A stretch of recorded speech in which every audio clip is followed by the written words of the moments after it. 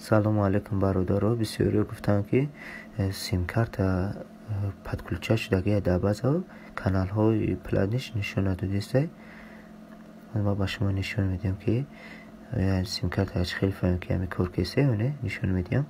با ستوی پلات فایل میداریم، کانفیگ میداریم، با کنوکه کبوت همه چخیم در پولت کنوکه کبوت هست. کنوکه کبوت زیر میکنیم، از پدکلچه میشود.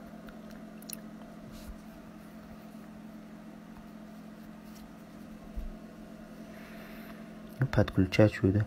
بسیار میگن که همین سیم کارت نخونده است، سیم کارت را خوندگی سیم کارت کور کیسن میگن. در اصل بسیاروش هم خیلی میبردن و سیم کارت کور نمیکنه. اونا برای شما نشون دادم که خیلی بفهمید که سیم کارت کور کرده سه یا نه و شما نشون میدیم. با دوکام میداریم، دوکام در اینجا هست.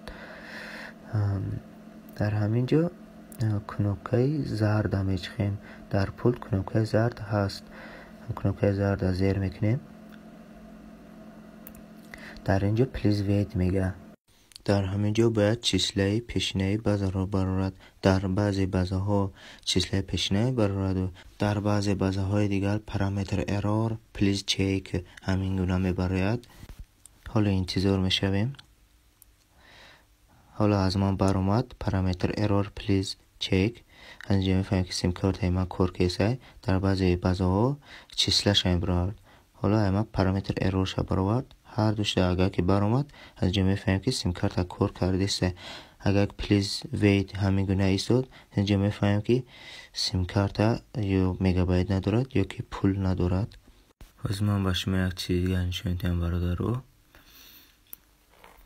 وقتی که هم دوکام میداریم کنوکه زرد هم میچخیم، در همه جا همه خیلی برآمد. در همه بازه اگر که همین گونه چیز برآمد نتورک اور سرور پرابلم پلیز چک نتورک همین گونه برآمد سیم کارت پرابلم ندارد، سوم ندارد یا مگابایت ندارد.